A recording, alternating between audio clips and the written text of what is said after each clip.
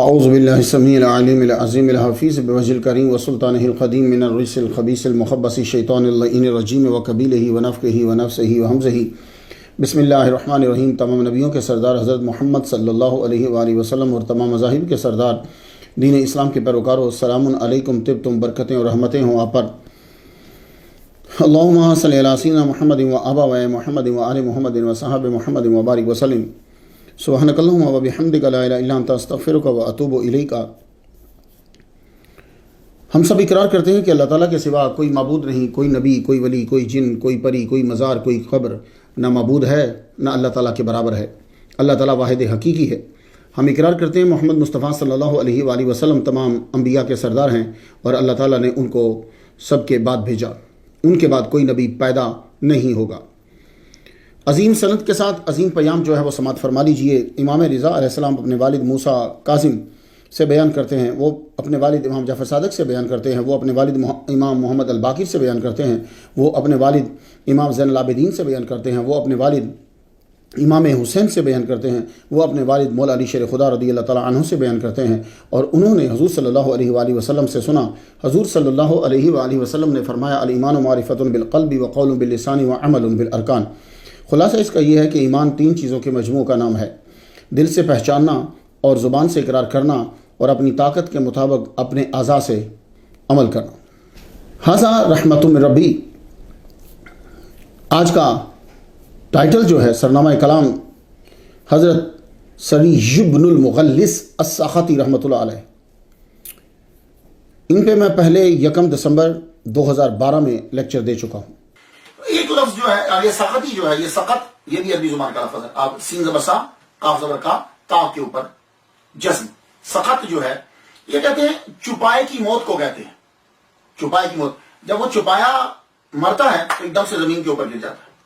تو اس لیے جو چیزیں، عام چیزیں جو بیچتا ہے اس کے لیے یہ لفظ بولا جاتا ہے۔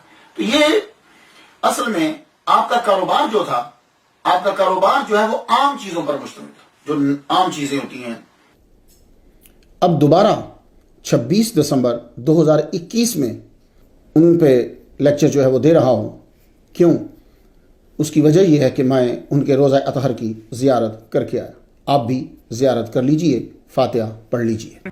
مزار کی طرف یہ آپ کی انٹرنس ہے۔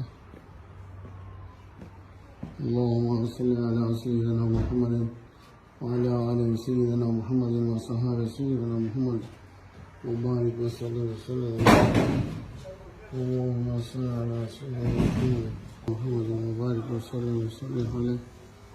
اللہم صلی علی سیدنا حضرت شیخ سری سختی رحمۃ اللہ علیہ کا مزار پیچھے، اور یہ حضرت جنید بغدادی رحمۃ اللہ علیہ۔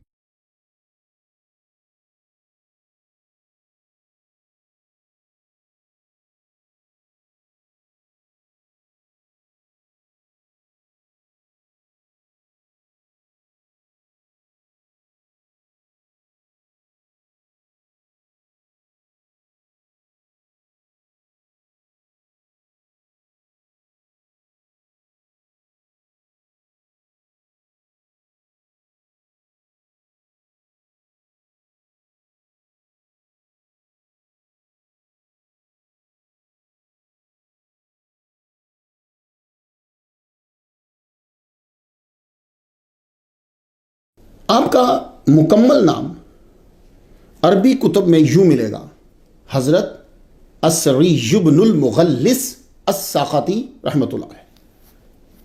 ہماری آج کی گفتگو جو ہے اس کی جزیات کچھ یوں ہیں: نام سے برکت، آپ کا کاروبار، آپ کی سیرت، تعلیمات، مزار کی زیارت، چند ضمنی باتیں۔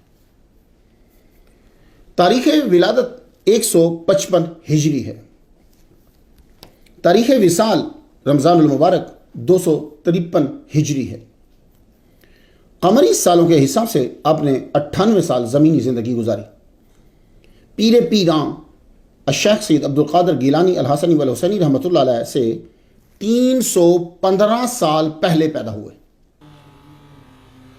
آپ کا مزار پر انوار موجودہ ملک عراق کے دارالحکومت بغداد کے اندر ہے۔ آپ کو آج یعنی 26 دسمبر 2021 میں دنیا سے گئے ہوئے 1190 قمری سال ہو چکے ہیں۔ السریو، طلباء غور سے سن لیں، آپ کا نام سریو ہے اور یہی تلفظ ہے، باقی سب ہم نے بنائے ہیں۔ رجل سریجل، جانتے ہو معنی کیا ہوتا ہے؟ شریف سخی آدمی۔ تو جس نے عربی کتب پڑھی ہوں گی وہ آپ کا صحیح تلفظ سریجو ہی پڑھے گا۔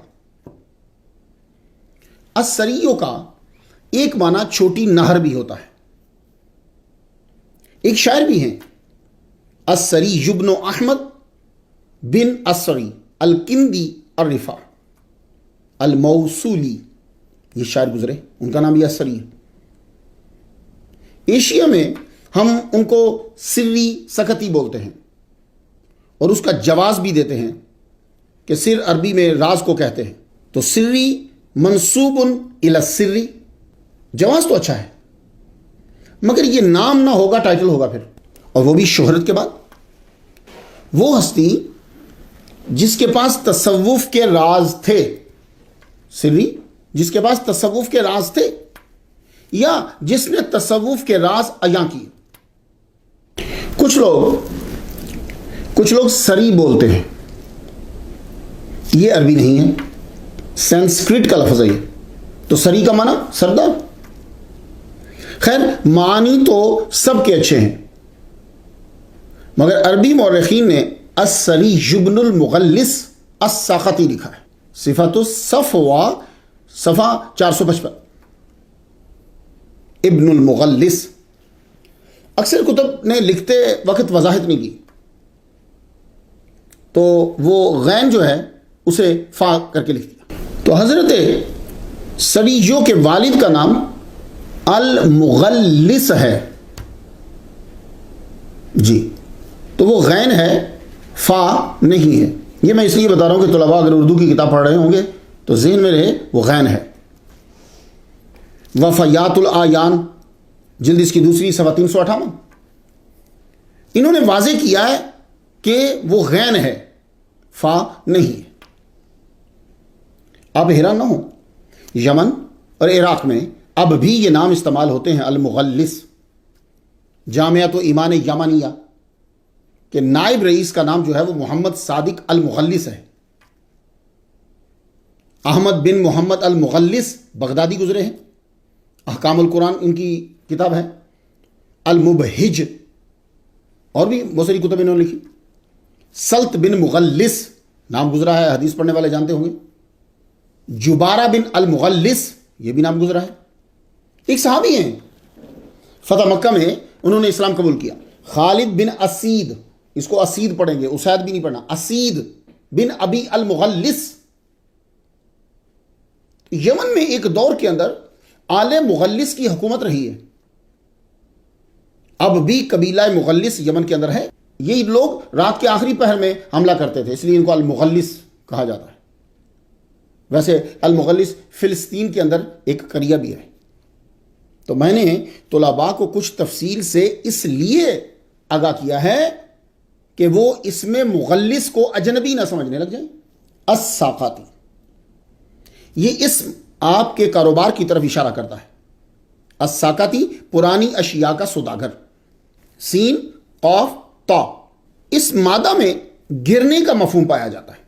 ساقط الجنین من بطن امہ، جنین والدہ کے بطن سے گر گیا، گرنے کا ہے نا۔ اللہ فرماتا ہے وما تسقط من ورقۃ الا یعلمها، جو بھی پتا گرتا ہے اس کے علم میں۔ سکوت ڈھاکہ تو سنا ہوگا، تو گرنے کا مفہوم ہے اس کے اندر۔ تو السقط الحقیر من المتاع والطعام، کچھ لوگوں نے الساقتی کا ترجمہ کباڑیا کیا ہے، یہ غلط ہے، کیونکہ کباڑیا کی دکان بازار کے بیچ میں نہیں ہوتی، بازار سے ہٹ کر ہوتی ہے۔ آپ کی دکان جو ہے وہ مارکیٹ کے بیچ میں تھی، تو وہ واقعہ ثبوت ہے میری بات کا، سب دکانیں جل گئیں مگر آپ کی دکان بچ گئی، یہ واقعہ تو سب کو معلوم ہے۔ تو اصل میں آپ دکان میں نیا مال نہیں رکھتے تھے، پرانے کپڑے، پرانے برتن، پرانی اشیاء رکھتے، جن کو غریب لوگ بھی خرید سکتے تھے. کچھ تشبیہ دے سکتا ہوں میں، یہ نہیں کہتا لیکن کچھ تشبیہ دے سکتا ہوں. جیسے لنڈا بازار، عوام اسے لنڈا بازار کہتی. لنڈا بازار امریکہ میں ہے تو تھرفٹ، راس، پان شاپ، مگر ان میں فرسٹ ہینڈ چیزیں بھی ملتی ہیں اور سیکنڈ ہینڈ بھی. حضرت سری سختی رحمۃ اللہ علیہ سیکنڈ ہینڈ اور معمولی اشیاء ہی فروخت کرتے، بہت معمولی منافع پہ. امید ہے آپ نے آپ کے نام سری ابن المغلس السقطی سے کچھ آگاہی پائی ہوگی. نام کچھ سمجھ میں آیا؟ تو اب جب بھی بولیں گے السری ابن المغلس السقطی رحمۃ. الکواکب الدریہ فی تراجم سادات صوفیہ نے آپ کا تبصرہ اور تذکرہ شروع کیا تو بہت ہی خوبصورت انداز سے کیا. تو اب جب یہ کتاب پڑھیں گے تو تیسرا جملہ یہ ہے جو میں پڑھنے لگا ہوں، ذرا سنیے گا. واشتہرت اخبار تربیتہ و سیادتہ وانتہت الیہ مشیخۃ الصوفیہ وتفجرت عیون موردہ فی المعارف الالہیہ ومع ذلك كان وجیہا عند الملوک والاکابر معظما بین ارباب السیوف والمحابر. اللہ اکبر جل شانہ. تو الکواکب الدریہ فی تراجم سادات صوفیہ کے ان جملوں کے بعد میں تقریر سٹاپ کر دوں، بات واضح ہو گئی. لیکن کچھ ہمیں بھی تو عقیدت پیش کرنا ہے نا. آپ کے متعلق الفاظ مختلف مگر مفہوم ایک ہی امام کشیری نے بیان کیا. رسالہ کشیریہ صفحہ 51 میں، طبقات الصوفیہ سلامی کی اس کے صفحہ 52 پہ، اور عبد الرحمن بن علی نے بھی بیان کیا ہے. مفہوم ملتا جلتا ہے، الفاظ ڈیفرنٹ ہوں گے. میں اس مفہوم کو یوں ادا کرتا ہوں. کان وحید زمانہ ہی و فرید دہر ہی فی الورع و احوال السنت و علوم التوحید. آپ یکتائے زمانہ نابغہ عصر تھے، تقوی میں، توحید و سنت کے احوال بیان کرنے میں باغدادیوں کے امام اور عارفین کے شیخ تھے. آپ کے ابتدائی حالات سے کسی مورخ نے آگاہی نہیں دی، اسے خود بھی معلوم نہیں ہوگا کیونکہ آپ نے کوئی کتاب نہ لکھی نہ لکھوائی. بس چند ضروری باتیں ہیں مریدین نے یاد رکھی، وہ بھی زیادہ تر حضرت جنید بغدادی رحمہ اللہ جو آپ کے خلیفہ ہیں، مرید ہیں، بھانجے ہیں، ان کے ذریعے سے ہم تک پہنچتی. آپ کہاں پیدا ہوئے، کہاں سے آئے؟ ویسے المغلس یمنی ہوتے ہیں. حضرت سری السقطی رحمۃ اللہ علیہ کے والد گرامی کا نام کتب میں بڑی عزت سے لیا گیا ہے. اس سے معلوم ہوتا ہے کہ آپ مذہبی اور معاشی طور پر بہت اچھے تھے. چونکہ والد گرامی حضرت مغلس کو صوفیاء سے عقیدت تھی، اس لیے بچوں کا رجحان بھی تصوف کی طرف تھا. حضرت مغلس بھی اولیاء سے ملتے، اس طرح بیٹے کی بھی ملاقات ہو جاتی. باپ جو کر رہا ہوتا ہے نا تو کچھ نہ کچھ بیٹے کو مل جاتا ہے. تذکرۃ الاولیاء، اس میں ایک واقعہ ہے. ویسے تذکرۃ الاولیاء کے واقعات جو ہے نا وہ تاریخی طور پر کہیں تھوڑے سے میچ نہیں کرتے، لیکن اس میں ایک واقعہ ملتا ہے. حضرت سری سقطی رحمۃ اللہ کی ملاقات بتائی گئی ہے حضرت فتح الموصلی رحمۃ اللہ علیہ سے. میں نے پھر سند چیک کیا، ان کا وصال 170 ہجری میں ہوا. اس حساب سے تو حضرت سری سقطی کے جو زندگی کے پہلے 15 سال ہیں ان میں آپ حیات تھے. حضرت سری سقطی رحمۃ اللہ علیہ ایک روز ان کی زیارت کے لیے روانہ ہوئے. 14 سال عمر، رات کا وقت. پولیس ڈاکوؤں کے ایک گروہ کو گرفتار کر رہی تھی. آپ بھی شک میں دھر لیے گئے. ان کے ساتھ ہی آپ کو قتل کرنے کے لیے جلاد نے تلوار اٹھائی. تلوار اس نے اٹھائی تو نیچے کر لی اور بعد کھڑا ہو گیا. افسر نے پوچھا کیا وجہ ہے؟ جلاد بولا میرے سامنے حضرت فتح الموصلی رحمۃ اللہ علیہ کھڑے ہیں اور فرما رہے ہیں یہ نوجوان بے قصور ہے، ناحق قتل ہوگا. اس واقعے سے کئی باتوں کے ساتھ یہ بھی ثابت ہو رہا ہے کہ سری السقطی رحمۃ اللہ علیہ اور وہ خاندان جو ان کا ہے اولیاء سے گہری عقیدت تھی انہیں اور بہت آنا جانا تھا. اور یہ بھی واضح ہوتا ہے کہ تصوف و صوفیاء سے محبت کسی حادثے کا نتیجہ نہ تھی بلکہ خالق کے خیال اور رجال شروع سے ہی سامان پیدا فرما رہا تھا. آپ کے والد گرامی نے آپ کو دکان ڈال کے دی. اس دکان میں وہ سامان تھا جو پرانا اور عام سیکنڈ ہینڈ، اس میں کھانے سے لے کر پہننے تک کا سامان ہوتا تھا. اس کا مطلب ہرگز نہیں کہ آپ کچرا، گری ہوئی باٹلز، کاغذ، ٹوٹے جوتے بیچتے تھے جیسے بعض کتب پڑھنے سے ظاہر ہوتا ہے۔ یہ کاروبار آج بھی بہت منافع بخش ہے۔ جیسے امیر لوگ بنا استعمال کیے ریجیکٹ یا ریٹرن کر دیں، یا کمپنی کے اپنے برانڈ کے معیار کا نہ ہو وہ کام تو وہ بھی سستے داموں دے دیتے ہیں دوسروں کو، یا کوئی ضرورت مند اپنا تھوڑا سا استعمال شدہ بیچ دیتا ہے۔ بس آپ کی دکان ایسی ہی تھی جیسے امریکہ میں راس ہے یا تھرفٹ ہے، یہ ایک تھوڑی سی تشبیہ ہے۔ آپ منافع بہت ہی کم لیتے، مگر آپ کی دکان تھی بیچ بازار، کوئی نقد لے جاتا، کوئی ادھار۔ آپ پہ تصوف و صوفیاء کا یہ اثر ہوا کہ آپ عبادت میں توجہ دینے لگے۔ آپ سچے کے پاس بیٹھے ہیں کہ جھوٹے کے پاس، جاننے کے لیے خود کو دیکھیں۔ آپ کا اندر بتا دے گا۔ آپ میں اس کے پاس بیٹھنے سے عبادت کا رجحان اور لذت ایمان بڑی ہے تو صحیح بندہ پکڑا آپ نے۔ اگر پہلی بھی چھوٹ گئی ہے تو چھوڑ دو اس بندے کو، وہ دھوکے باز ہے یا خود راہی ہے۔ ابھی حضرت سعید بن المغلس السقطی دکان میں ہی نوافل پڑھتے رہتے۔ یہ اولیاء کے پاس، سچوں کے پاس بیٹھنے کا اثر ہو رہا ہے۔ بازار کو آگ لگ گئی، آپ باہر سے پریشان تو نہ ہوئے، مگر بازار کی طرف چل دیے۔ وہاں جا کر دیکھا تو حیرانی ہوئی کہ سب کی دکانیں جل گئی ہیں، بازار جل گیا ہے، مگر آپ کی دکان بیچ بازار سلامت۔ آپ کے منہ سے نکلا الحمدللہ۔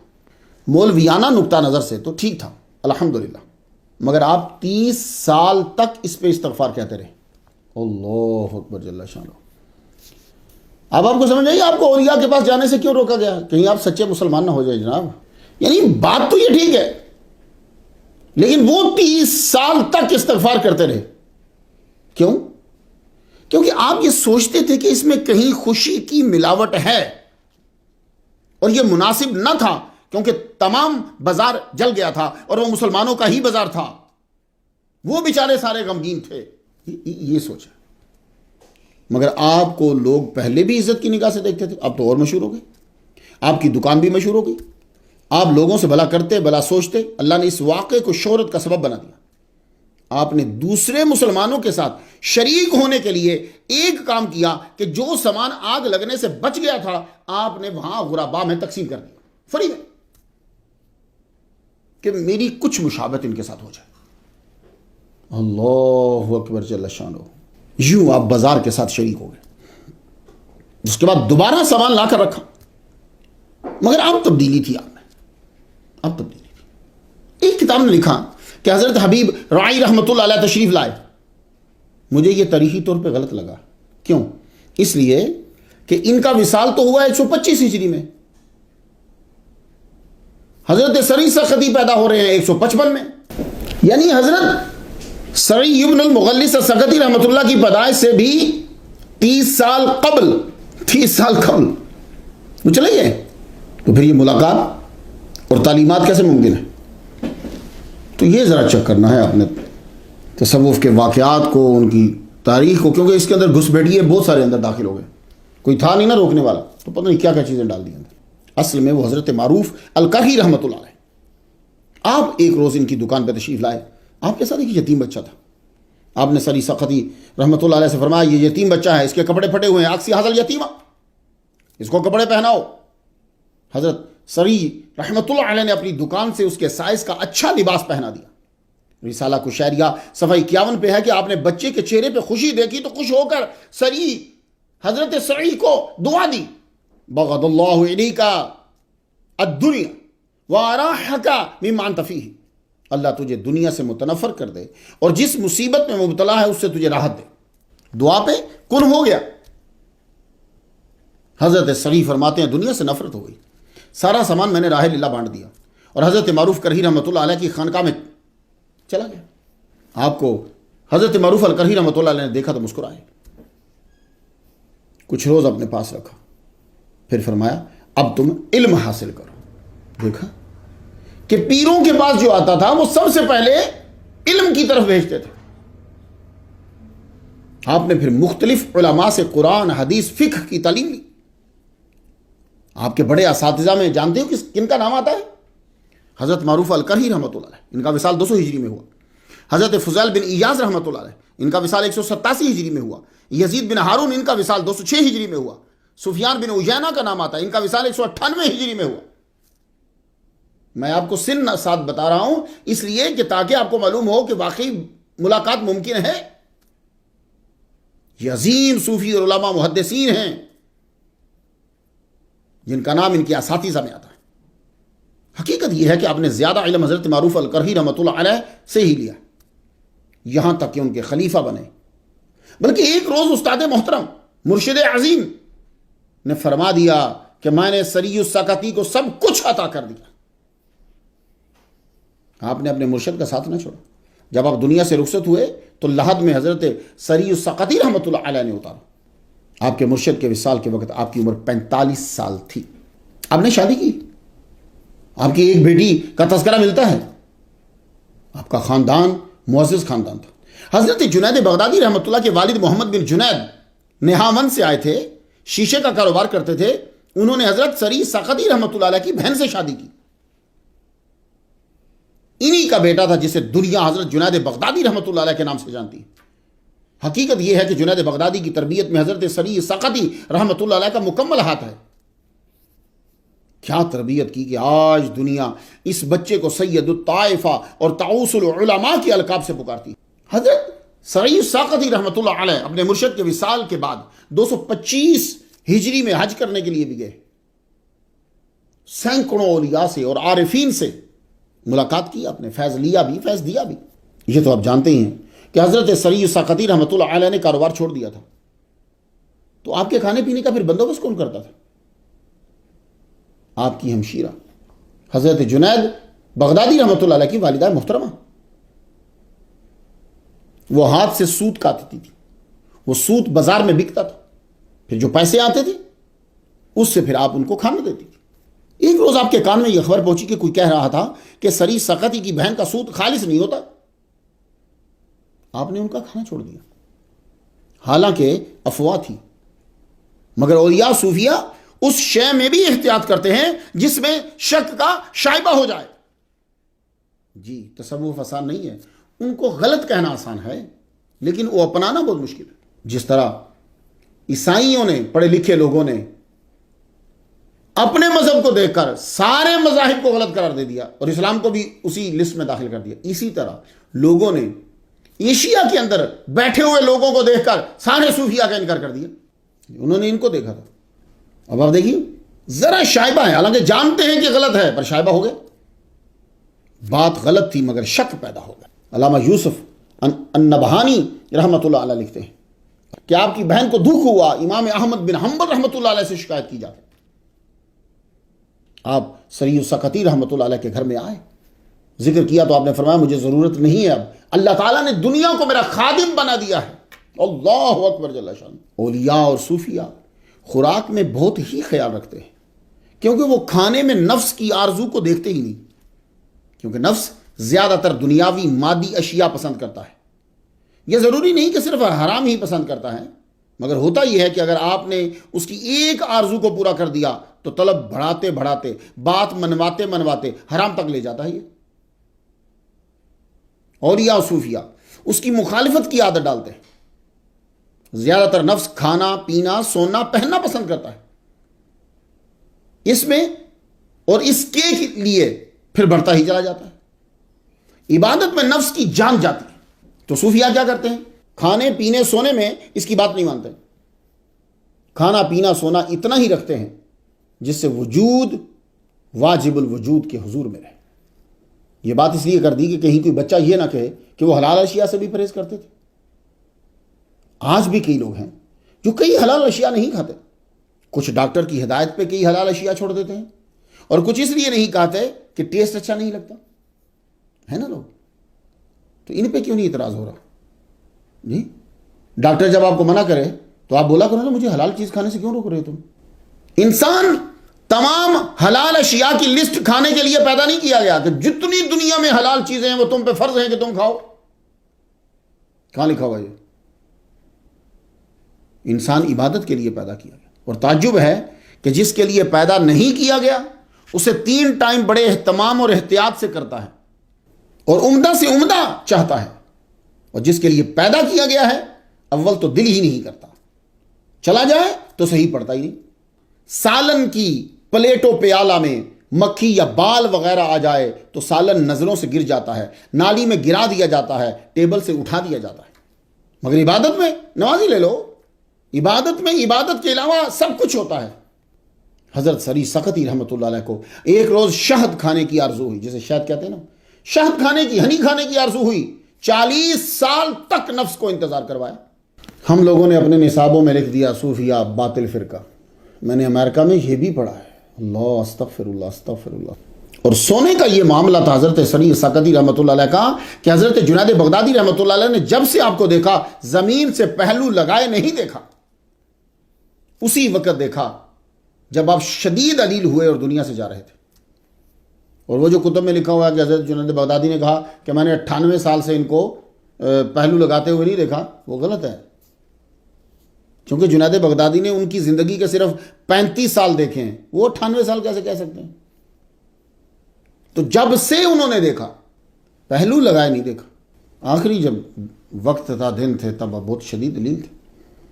حضرت سری سقطی رحمۃ اللہ علیہ کا اپنا ہی قول ہے، عبادت کو خواہشات پر ترجیح دینے سے بندہ عروج کمال تک پہنچ جاتا ہے۔ آپ میں خوف خدا تھا، یہ راس العلم ہے۔ اللہ سے اتنا خوف تھا کہ دن میں ایک مرتبہ آئینہ میں چہرہ ضرور دیکھتے کہ کہیں گناہوں کی وجہ سے سیاہ تو نہیں ہو گیا۔ آپ کو اللہ نے قبول کر لیا تھا۔ طہارت باطنی کی وجہ سے آپ کے چہرے پہ عبادت و عاجزی نے ایک خاص چمک پیدا کر دی تھی، حالانکہ آپ کا رنگ سانولا تھا۔ ایک دفعہ محبت پہ گفتگو ہو رہی تھی، محفل میں عارفین جلوہ فرماتے، جنید بغدادی بھی موجود تھے۔ ہر ایک نے اپنے اپنے انداز سے محبت کی ڈیفینیشن بیان کی۔ جی محبت دوستی ہے، محبت اطاعت ہے، محبت قربانی ہے۔ حضرت سری سقطی رحمت اللہ علیہ سے پوچھا گیا تو آپ نے ہاتھ کی جلد کو کھینچا، جلد کو کھینچا، لیکن وہ اکھڑی نہیں اوپر، تو وہ جلد ساتھ ہی رہی۔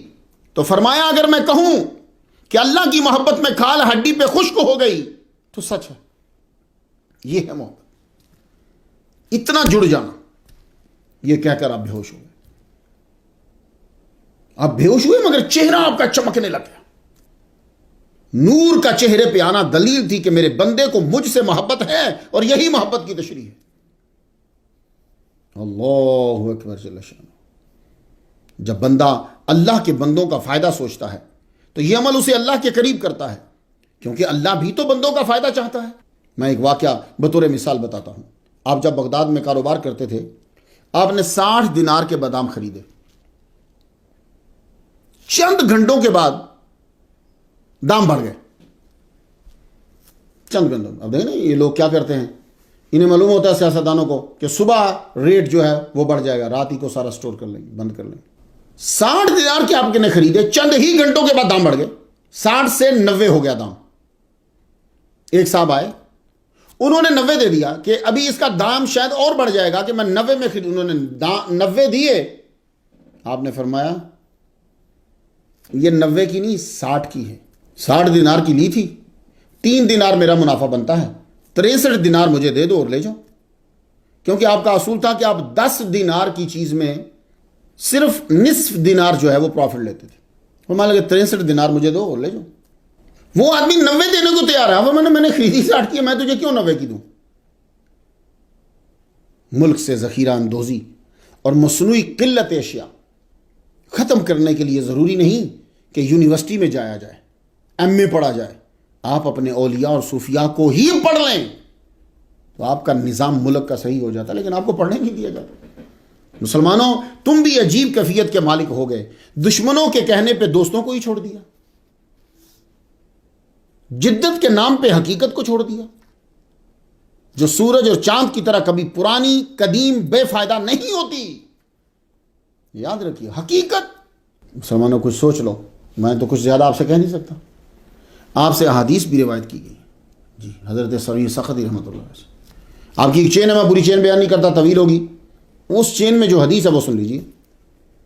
حازم بن حرملہ الغفاری بیان کرتے ہیں میں ایک روز حضور صلی اللہ علیہ وآلہ وسلم کے پاس سے گزرا، آپ نے مجھے فرمایا یا حازم اکثر من قول، اے حازم یہ زیادہ پڑھا کر، خلاصہ ہے یہ زیادہ پڑھا کر، لا حول ولا قوت الا باللہ العلی العظیم فإنہا من کنوز الجنہ، یہ جنت کے خزانوں میں سے۔ مسلمانوں اپنے نبی کا احترام کرو، جنت میں تو بعد میں پہنچیں گے، وہاں سے کئی خزانے ہمیں دے دیے ہیں لا کے، ایک خزانہ یہ ہے لا حول ولا قوت الا باللہ العلی العظیم۔ طبقات صوفیہ جو سلامی کی ہے عربی میں، اس کے صفحہ 53 پہ یہ بات ہے۔ زیادہ تر آپ کے مواعظ حسنہ حضرت جنید بغدادی رحمۃ اللہ علیہ کے ذریعے ہم تک پہنچے، میں چند بیان کرتا ہوں۔ مزید آپ پڑھنا چاہتے ہو تو حلیۃ الاولیاء گھر میں لا کے رکھ لو، اس کی 10ویں جلد میں مل جائیں گے۔ القواقب پہلی جلد میں مل جائیں گے، 617واں صفحہ ہے اس کا، میں چند سنا دیتا ہوں۔ حضرت جنید بغدادی یوں بیان کرتے ہیں کہ میں نے اپنے مرشد مامو جان حضرت سریع سقطی رحمۃ اللہ علیہ سے سنا، من اراد ان یسلم دینہ ویستریح قلبہ وبدنہ ویقل غمہ ہمہ فلیعتزل الناس، جو آدمی چاہتا ہے کہ دین سلامت رہے، جسم و جان راحت میں رہے، غم کم ہو، تو لوگوں سے دور رہے۔ کیوں؟ یہ زمانہ جو ہے وہ عزلت کا ہے، وحدت کا ہے، یہ زمانہ علیحدگی اور تنہائی کا ہے۔ میں آپ سے پوچھنا چاہتا ہوں، اگر 1213 سال پہلے کا دور لوگوں سے کم ملنے کا تھا، تو آپ سوچو اب کیا حال ہوگا کہ جب کہ سعودی عرب میں جدہ میں سر عام بالی ووڈ کے ڈانسر مرد عورت ناچ رہے ہیں، جس سر زمین پر میلاد کا اجتماع، 11ویں کا اجتماع اور ان کا نام لینا بدعت و حرام تھا، وہ 80,000 لوگ ڈانس دیکھنے کے لیے جمع ہوئے۔ استغفر اللہ استغفر اللہ۔ اب آپ ہی بتا دیجئے کہ اگر 1213 سال پہلے آپ فرما رہے ہیں کہ یہ زمانہ جو ہے یہ عزلت کا ہے، وحدت کا ہے، اب کیا حال ہوگا؟ یہاں ایک غلط فہمی دور کر دو۔ جب صوفیہ آپ کو علیحدگی اور نام ملنے کا حکم دیتے ہیں تو اس سے یہ مراد نہیں ہوتا کہ ساری زندگی ایک کمرے میں بند ہو جاؤ جیسے پھانسی کا قیدی ہوتا ہے۔ اس سے مراد یہ ہوتا ہے خود کو دین میں کامل بنا کر دوسرے کو کامل بنانے کے لیے ملو۔ جتنے فضول تعلقات بڑھتے جائیں گے اتنے جلدی سر کے بال گرتے جائیں گے۔ حضرت سعی المغلس سقطی رحمۃ اللہ فرماتے ہیں 4 عادات ابدال کی ہوتی ہیں۔ استقصاء الورع، حد درجہ پرہیزگاری، بدل کی نشانی ہے۔ ابدال کی واحد بدل بند ہے، بدل کی۔ وتصحیح الارادہ، ارادے کا صحیح ہونا، بعض اوقات ارادہ کچھ اور ہوتا ہے، کام کچھ اور ہوتا ہے۔ وسلامت الصدر للخلق، لوگوں کے لیے دل کو صحیح رکھنا، نفرت نہ ہو، حسد نہ ہو، کینہ نہ ہو، بغض نہ ہو۔ والنصیحۃ لہم، اور ان کی بھلائی چاہنا۔ حضرت سریع ساختی رحمۃ اللہ کا کمال فرما کہتے ہیں الادب ترجمان العقل، یہ پروننسیشن ترجمان بھی ہوتا ہے، جس کا ترجمان نہیں کہتے، ترجمان العقل، لسانک ترجمان قلبک، وجہک مرآۃ قلبک۔ ادب سے عقل مندی کا پتہ چلتا ہے، تمہاری زبان سے تمہارے دل کی کیفیت کا پتہ چلتا ہے، تمہارا چہرہ تمہارے دل کا آئینہ ہوتا ہے، کیونکہ جو کچھ دلوں میں چھپا ہوتا ہے وہی چہرے پہ ظاہر ہوتا ہے۔ ہم لوگ یہ تو سنتے ہیں اور سناتے بھی ہیں، face is the index of the mind, تو ان کو پڑھا ہوتا تو پھر یہ بولتے، مگر آپ کو تو ہٹا دیا گیا۔ سینٹ جیروم کا قول ہے نا، the face is the mirror of the mind and eyes without speaking confess the secrets of the heart. مسلمانوں، میں تو جب بھی کوئی مشہور کوٹیشن پڑھتا ہوں تو میں اس کی تعریف دیکھتا ہوں، اس کے بعد میں اپنے اولیاء کو بھی دیکھتا ہوں، تو پھر واضح ہوتا ہے ہم بھٹک گئے۔ یہ باتیں تو وہ بڑے آسان پیرائے میں بیان کر گئے تھے سینکڑوں سال پہلے۔ مسلمانوں، اولیاء و صوفیاء کے مستند اقوال پڑھو، مستند بار بار کہہ رہا ہوں، مستند اقوال پڑھو، بھول جاؤ گے بے وضو بے نمازیوں کے اقوال کو، بھول جاؤ گے تو۔ اغیار نے اپنا نام بڑھانے کے لیے تمہیں تمہارے بڑوں سے ہٹا دیا، ایک گروپ نے صحابہ سے لڑوا دیا ہمیں، ایک گروپ نے اولیاء سے ہٹا دیا ہمیں، یہ دونوں ہی بات ہے۔ ہمارے اولیاء و صوفیاء تعلیم کو عبادت کے ہم پلہ قرار دیتے ہیں۔ حضرت سری سقطی رحمۃ اللہ علیہ کے نزدیک صحیح عابد و زاہد کون ہوتا ہے؟ آپ فرماتے ہیں جب انسان عبادت سے ابتدا کرے پھر حدیث سیکھے تو اس نے کوتاہی کی ہے، اس نے کوتاہی کی ہے۔ الفاظ دیکھیں، اور جس نے پہلے حدیث پڑھی، علم پڑھا، پھر تصوف عبادت شروع کی تو یہ کام جاری رہے گا۔ کیا خوبصورت چناؤ ہے الفاظ کا۔ خلاصہ یہ ہے کہ علم کے بغیر تصوف میں قدم رکھنا نقصان دہ ہے۔ پہلے علم پھر فقیری، علم و بعد جو